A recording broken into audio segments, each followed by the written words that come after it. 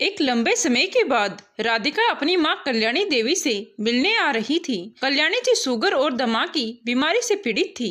राधिका को अपनी माँ की चिंता सताती रहती थी, परंतु किसी कारण से वह अपने मायके ज्यादा नहीं आती थी। वजह थी उसके भाभी का उसके प्रति रूखा व्यवहार। लेकिन जब स्वयं को रोक पाना उसके लिए कठिन हो जाता तो सब कुछ भुलाकर आ जाया करती थी। राधिका का मायका गुड़गांव में था और ससुराल हरियाणा में।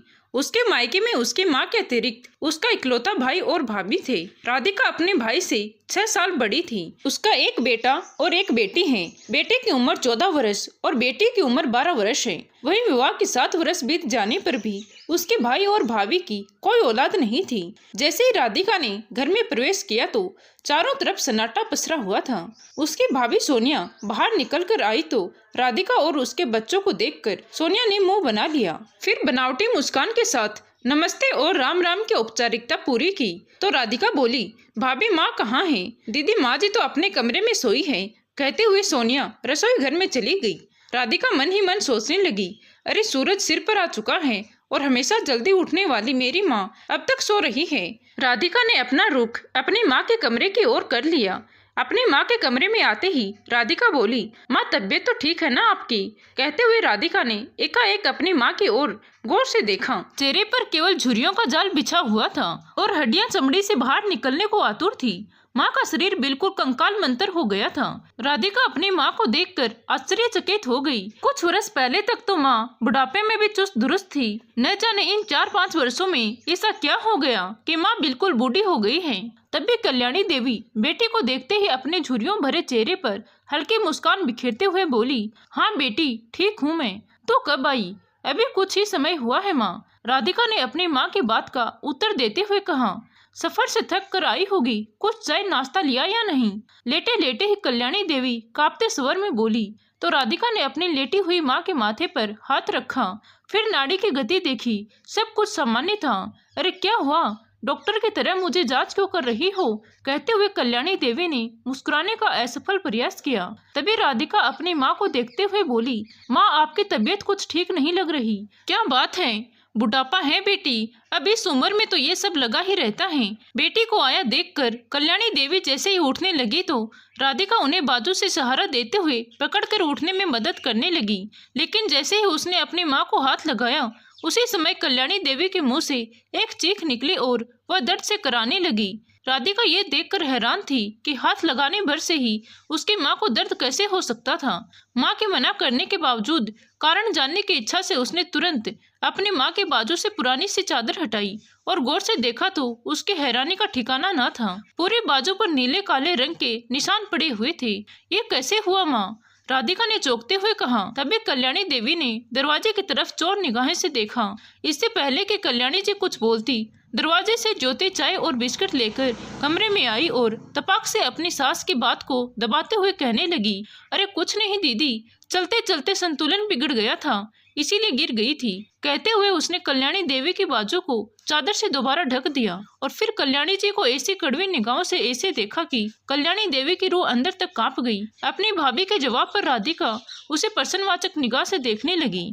इस बात पर यकीन कर पाना उसके लिए मुश्किल था, लेकिन फिर बोली, कोई दवाई नहीं ली क्या? हाँ बेटी, तेरे भाई ने दवाई लाकर दी थी, अब दर्द में कुछ आराम है। ये बातें अभी चल ही रही थी कि तभी राधिका का भाई वैभव कमरे के अंदर आया और अपने भाई को सामने देखकर राधिका ने बिना उसका हाल चाल पूछे ही उसे प्रश्न किया, भाई माँ को इतनी चोट आई है, डॉक्टर को क्यों नहीं दिखाया?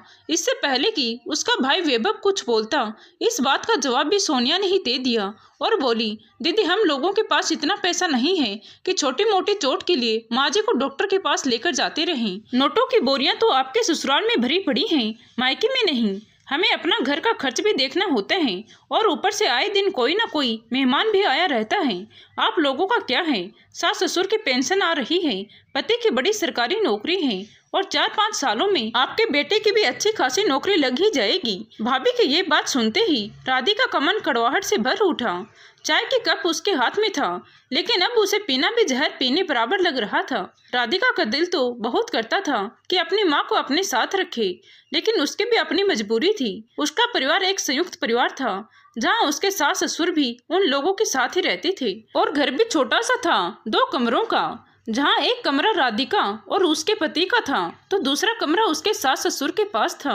बेटा बेटी को पढ़ाई करने के लिए भी हॉल में बैठना पड़ता था और हरियाणा जैसे शहर में बड़ा सा मकान लेना कोई गुड्डा गुड़िया का खेल तो था नहीं। अब ऐसे में वह अपनी माँ को कहाँ रखती, कहीं अपने ससुराल में ही कलह कलेश ना शुरू हो जाए, ये सोचकर वह चुप रह जाती। राधिका ने बड़ी मुश्किल से वहाँ मन मारकर कुछ समय बिताया और जितनी भी देर अपनी माँ के पास बैठी उसके भाभी की नजर बस उन दोनों पर ही बनी हुई थी। राधिका ने भी महसूस किया कि घर में कुछ भयंकर गड़बड़ चल रही है और माँ इतनी मजबूर हो चुकी है कि मुंह खोलने से भी डर रही है। भरी आंखों से जब राधिका अपने घर वापस जाने को उठ खड़ी हुई तो उसका भाई वैभव बोला, चलिए दीदी मैं आपको गाड़ी से छोड़ देता हूँ। और घर से बाहर निकलकर उसने कार स्टार्ट की। उस समय उसके भाभी सोनिया रसोई घर के दरवाजे पर चौखट का सहारा लेकर खड़ी थी। जैसे ही राधिका दरवाजे तक पहुंची तभी पीछे से उसकी भाभी की दबी हुई आवाज में बड़बड़ाने की आवाज आई कि मेहमान है तो मेहमान ही बनकर रहिए, हमारे घर में ज्यादा दखल देने की जरूरत नहीं है। अपमान का कड़वा घूंट पीकर राधिका डबडबाती आंखें लिए हुए घर से बाहर निकल गई। गुड़गांव से हरियाणा के सफर में दोनों भाई बहन कुछ समय तो बिल्कुल चुप रहे, फिर कुछ झिझक कर राधिका बोली, भाई एक बात पूछूं, जब माँ को चोट आई थी तो क्या उस वक्त तुम घर पर थे? नहीं नहीं, लेकिन आपने ऐसा क्यों पूछा? भाई मुझे नहीं लगता कि माँ को वह चोट गिरने से लगी है, लेकिन दीदी मैंने माँ से पूछा कि आखिर हुआ क्या था, लेकिन माँ ने केवल इतना ही कहा कि वह गिर गई थी, इस कारण चोट आई है। तभी राधिका ने कहा, लेकिन मुझे शक है कि बात कुछ और ही है और माँ किसी डर के कारण कुछ भी बताने से घबरा रही है। तुम्हारी पत्नी के व्यवहार से तो सब भली भांति परिचित है। राधिका की बात सुनकर वैभव चेहरा बिगाड़ते हुए बोला, दीदी अब आप बात का बतंगड़ मत बनाइए, पहले ही बड़ी मुश्किल से जिंदगी पटरी पर आई है। पहले इस सास बहू के झगड़े के कारण मैंने बहुत कुछ झेला है। आपको सब कुछ मालूम तो है कि सोनिया ने छोटी सी बात पर दहेज का ऐसा झूठा केस बनवाया था कि हम लोगों को हवालत की सैर भी करवा दी थी। क्या कुछ नहीं झेला मैंने पिछले कुछ वर्षों में? उन सब बातों को याद करके मैं आज भी कांप उठता हूँ। लेकिन दीदी अब मैं चैन से जीना चाहता हूँ। भाई की बात सुनकर राधिका ने उसे कुछ न कहना ही मुनासिब समझा, लेकिन मन ही मन बहुत से विचार चल रहे थे। उधर अपने पति और ननद के घर से बाहर निकलते ही सोनिया अपने सास के कमरे में आई और कल्याणी देवी को बाजू से पकड़कर जोर से झंझोड़ दिया। चोट के कारण कल्याणी देवी के मुंह से जोर की चीख निकली। तभी सोनिया रौबदार आवाज में बोली, क्यों महारानी, मेरी शिकायत करोगे अपनी बेटी से? सोनिया की कड़कती आवाज सुनते ही कल्याणी देवी की रूह कांप उठी। तभी आंखें बड़ी करते हुए सोनिया बोली, एक बात कान खोल कर सुन लो, अगर घर की बात बाहर निकली तो अपने पापा से कहकर दहेज के केस में तुझे और तेरे परिवार को ऐसे फंसाऊंगी कि तुम्हें और तुम्हारे बेटा और बेटी को नानी याद आ जाएगी। नहीं बहू, मैंने तो किसी को कुछ भी नहीं बताया है। कल्याणी देवी डरी सहमी सी आवाज में बोली, हाँ और बताना भी मत, नहीं तो। सोनिया ने फिर से चेतावनी देते हुए कहा और फिर बोली, ये क्या आराम करने का समय है तुम्हारा? घर की साफ सफाई, झाड़ू पोछा और बर्तन पड़े हैं, ये सब कौन करेगा? अब बीमारी का ढोंग करना बंद करो और जल्दी से आ जाओ। कल्याणी देवी भयभीत नजरों से अपनी बहू की तरफ देखने लगी। तभी सोनिया बोली, आती हो या फिर डंडे से तुम्हारी सेवा करूं? नहीं नहीं, मैं आती हूँ बहू। कल्याणी देवी कांपते हुए बोली। हिम्मत ना होते हुए भी जल्दी जल्दी उठ खड़ी हुई और घर का सारा काम करने लगी। दरअसल वैभव और सोनिया का प्रेम विवाह हुआ था। दोनों एक ही कॉलेज में पढ़ा करते थे और कुछ ही मुलाकातों में दोनों ने तय कर लिया था कि वो दोनों शादी करेंगे। कल्याणी देवी ने कुछ लोगों से जानकारी निकलवाई तो पता चला कि सोनिया और उसके परिवार वाले अच्छे लोग नहीं हैं। बहुत से लोगों ने उस घर में रिश्ता न करने की सलाह दी, परंतु परिवार वालों के द्वारा भरपूर विरोध किए जाने पर भी वैभव नहीं माना। उधर सोनिया ने भी जिद ठान ली कि वह शादी करेगी तो केवल वैभव से। आखिरकार परिवार वालों को उनकी जिद के आगे झुकना ही पड़ा और ज्योति इस घर में बहू बनकर आ गई। वैभव चाहता था कि उसकी शादी के बाद उसके माँ को पूरा आराम मिले और उसकी पत्नी घर का सारा काम संभाले, लेकिन सोनिया को ना तो घर के काम करना पसंद था और ना ही घर में रहना। कुछ समय तक तो वह संस्कारी और आदर्श बहू होने का दिखावा करती रही, लेकिन धीरे धीरे उसने अपना रंग दिखाना शुरू कर दिया। अब तो आए दिन पार्टियों में जाना, फिजूल खर्चे करना ही उसकी आदत बन गई थी। अक्सर वैभव के काम पर जाने के बाद वह घूमने फिरने निकल जाती थी और शाम तक ही घर वापस लौटकर आती थी। सोनिया जब भी घर पर रहती थी तब भी कोई जिम्मेदारी नहीं संभालती थी। कल्याणी देवी जब इस बात के लिए अपनी बहू को समझाने की कोशिश करती तो सोनिया उल्टा उन पर ही बरस पड़ती और जब उन्होंने अपने बेटे को बहू की शिकायत की तो उन दोनों में ऐसा झगड़ा हुआ कि गुस्से की अधिकता में वैभव ने अपनी पत्नी के मुंह पर 2-4 तमाचे जड़ दिए। फिर तो घर में जैसे महाभारत ही छिड़ गई और बात यहाँ तक पहुँच गई कि वैभव और उसके माँ को सबक सिखाने के लिए सोनिया ने अपने पिता से कहकर उन पर झूठा केस तक करवा दिया। सोनिया के पिता पुलिस में थे, बस फिर क्या था। दहेज की मांग, घरेलू हिंसा और मारपीट के अंतर्गत मां और बेटे को ऐसी धाराओं में लपेटा गया जिसमें पुलिस रिमांड भी बनता था।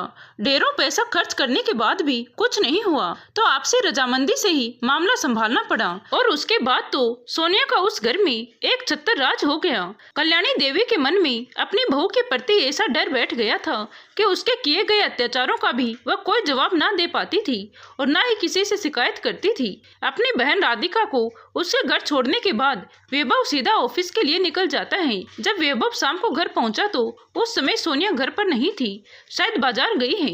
ये सोचकर वैभव माँ के कमरे में चला गया। अंदर जाकर देखा तो माँ अपने बिस्तर पर निढाल सी पड़ी थी।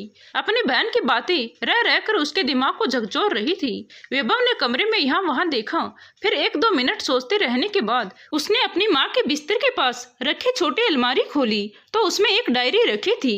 दरअसल कल्याणी देवी को बचपन से ही डायरी लिखने का बहुत शौक था।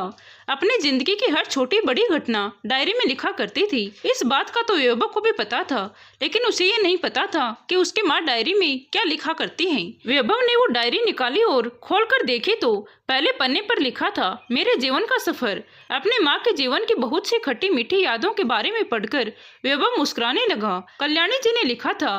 फिर अपना जिक्र देखकर वह और भी अधिक खुश हुआ कि किस तरह बचपन में उनका बेटा वैभव और बेटी राधिका किस तरह शैतानियां किया करते थे और सबका ध्यान अपनी ओर आकर्षित किया करते थे।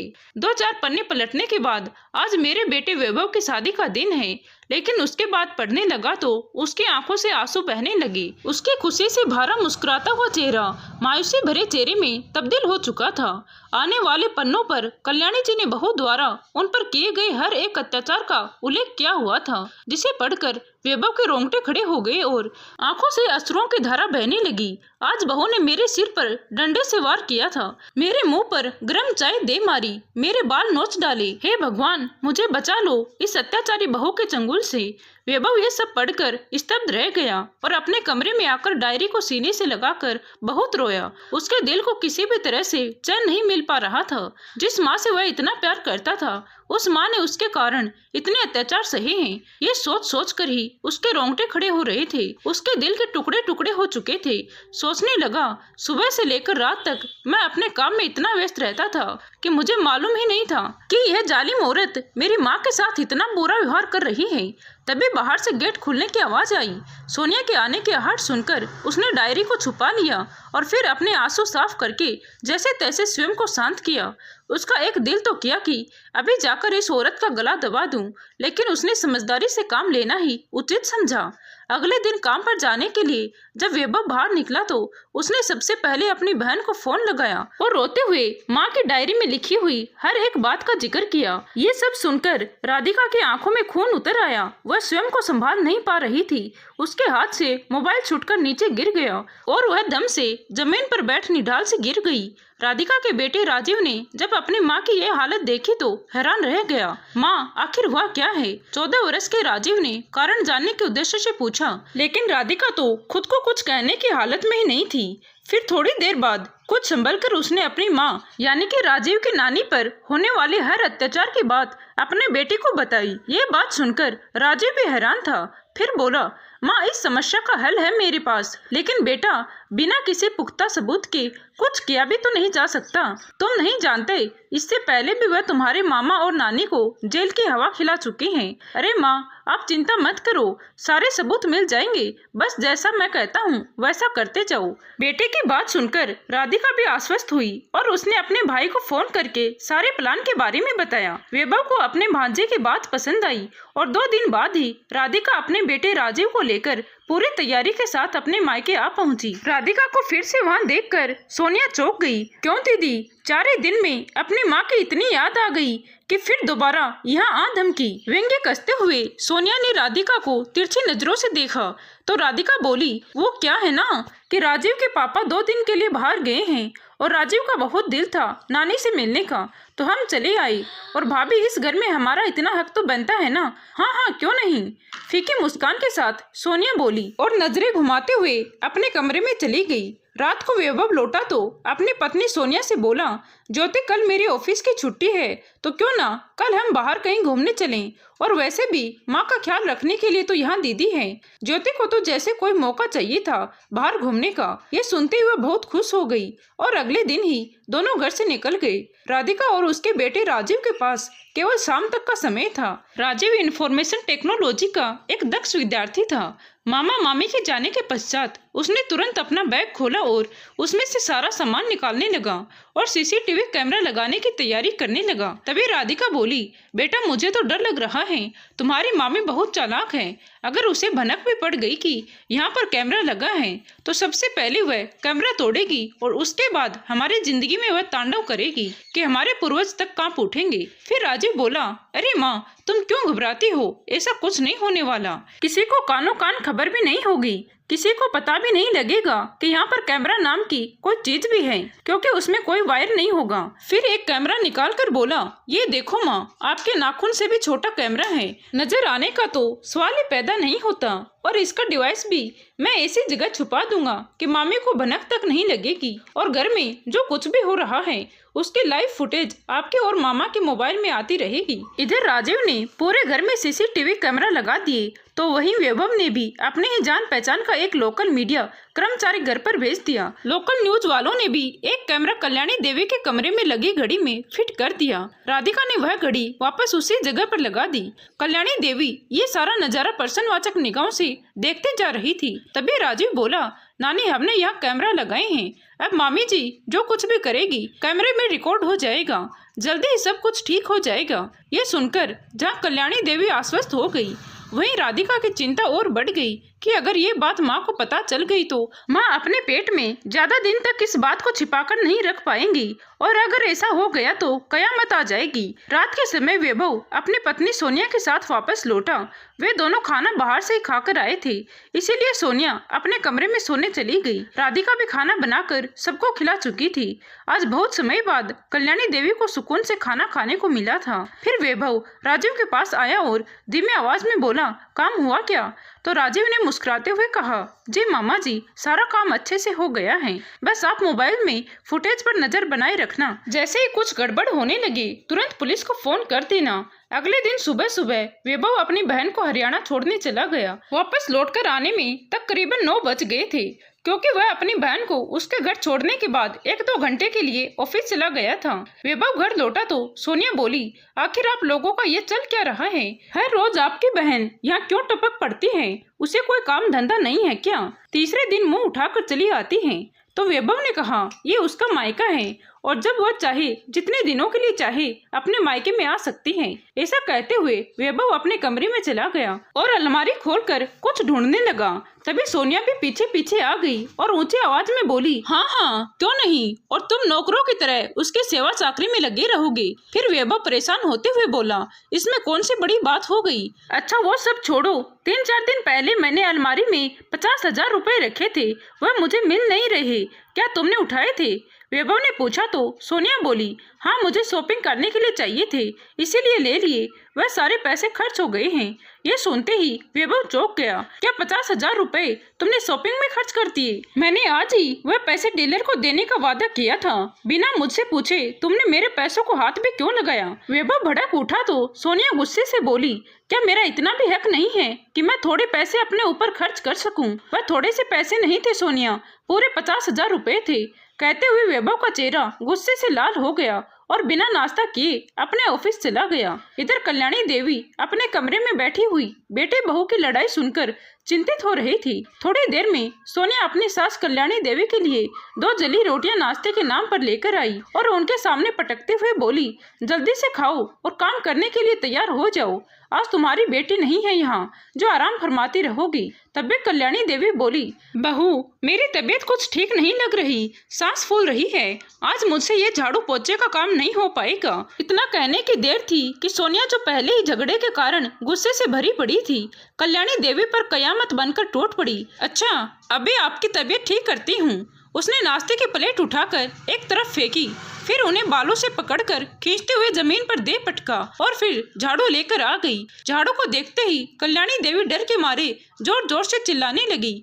उनके चीख सुनकर सोनिया का गुस्सा 7वें आसमान पर पहुंच गया। झाड़ू को एक तरफ फेंकते हुए बोली, आज एक बार में ही काम खत्म कर देती हूँ, ये रोज रोज का झंझट ही खत्म। ऐसा कहते हुए अपना दुपट्टा गले से निकालकर कल्याणी देवी के गर्दन के चारों ओर लपेटने लगी। तभी खुद को छुड़ाने की कोशिश करती हुई कल्याणी देवी आखिर वह गलती कर बैठी जिसका अंदेशा राधिका को पहले से ही हो गया था और चीखते हुए कहने लगी, हाँ रोज रोज का झंझट तो अब खत्म हो ही जाएगा।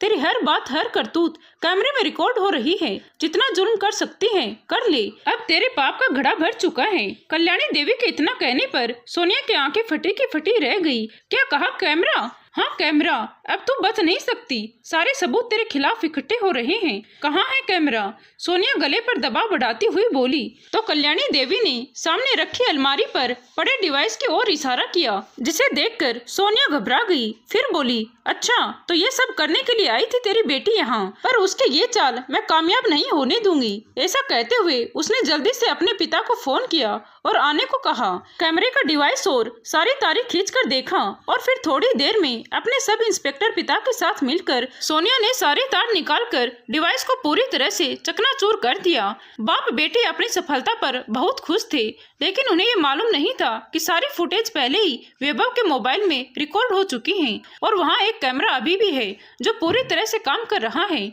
जिसकी जानकारी कल्याणी जी को भी नहीं थी। लोकल न्यूज के पहले पेज पर ये सारी की सारी घटना लाइव दिखाई जा रही थी, जिसमें सोनिया और उसके सब इंस्पेक्टर पिता की सारी हरकतें लाखों लोग देख रहे थे। क्योंकि मामला सब इंस्पेक्टर से जुड़ा था, इसीलिए एसपी साहब को भी इस मामले में संज्ञान लेना पड़ा। इससे पहले कि वे दोनों बाप बेटी कल्याणी देवी को कुछ और हानि पहुंचा पाते, लोकल न्यूज रिपोर्ट और एसपी साहब की टीम के साथ वैभव वहां पहुंच चुका था। घटना स्थल पर पहुंचकर देखा कि कल्याणी देवी एक कोने में दुबक कर बैठी हुई थी और डर के मारे सिसकियां लिए जा रही थी। एक जगह पर झाड़ू पड़ा हुआ था तो दूसरी जगह पर कैमरे का डिवाइस चकनाचूर हालत में पड़ा हुआ था। कैमरे की हर चीज जमीन पर बिखरी हुई थी। सोनिया और उसके सब इंस्पेक्टर पिता को हिरासत में ले लिया गया। आज उसके खिलाफ इतने कड़े सबूत इकट्ठे हो गए थे कि जिस पिता के बल पर वह आज तक यह हरकतें करती आई थी, आज उस पिता के हाथ में भी कुछ न था अपनी बेटी को बचाने के लिए। थोड़ी देर में राधिका भी वहां पहुंच गई। अगले 2 घंटे में ही इस अत्याचारी बहू की सारी करतूत लगभग हर चैनल पर प्रसारित हो रही थी। अत्याचारी बहू का ये वीडियो इतना वायरल हुआ कि देश के सभी न्यूज चैनल्स ने इस खबर को दिखाया। 2 दिन बाद सोनिया के पिता को पुलिस की नौकरी से सस्पेंड कर दिया गया। सोनिया और उसके पिता को हिरासत में लेकर कोर्ट केस चलाया गया। इस दौरान कल्याणी देवी का भी बयान लिया गया और आस पड़ोस के लोगों से भी पूछताछ की गई। कुछ समय बाद जिस दिन कोर्ट का फैसला सुनाया जाना था, उस दिन सभी लोकल और नेशनल न्यूज चैनल्स ने इस केस को हाईलाइट किया और सभी देशवासियों की नजरें इसी केस के नतीजे पर बनी हुई थी। सभी सबूतों और बयानों के आधार पर कोर्ट का नतीजा आया कि सोनिया को इस घिनौने काम के लिए उम्र कैद की सजा सुनाई गई और उसके पिता को पुलिस की नौकरी का गलत फायदा उठाने और साथ ही सबूतों को मिटाने की कोशिश करने के जुर्म में 12 वर्षों की जेल की सजा सुनाई गई। और इस फैसले के साथ ही सारा कोर्ट तालियों की गड़गड़ाहट से गूंज उठा। सभी देशवासियों ने कोर्ट के इस फैसले की सराहना की। आज राजीव की सूझबूझ और समझदारी से न केवल कल्याणी देवी को अपनी बहू के अत्याचारों से मुक्ति मिली थी, बल्कि वैभव को भी अपने जालिम पत्नी की गुलामी से आज़ादी मिल गई थी और ये सबक पूरे समाज के लिए उदाहरण बन चुका था। तो दोस्तों, आपको ये कहानी कैसी लगी कमेंट करके जरूर बताएं और कहानी अच्छी लगी हो तो प्लीज़ वीडियो को लाइक शेयर एंड सब्सक्राइब जरूर करें। Thank you.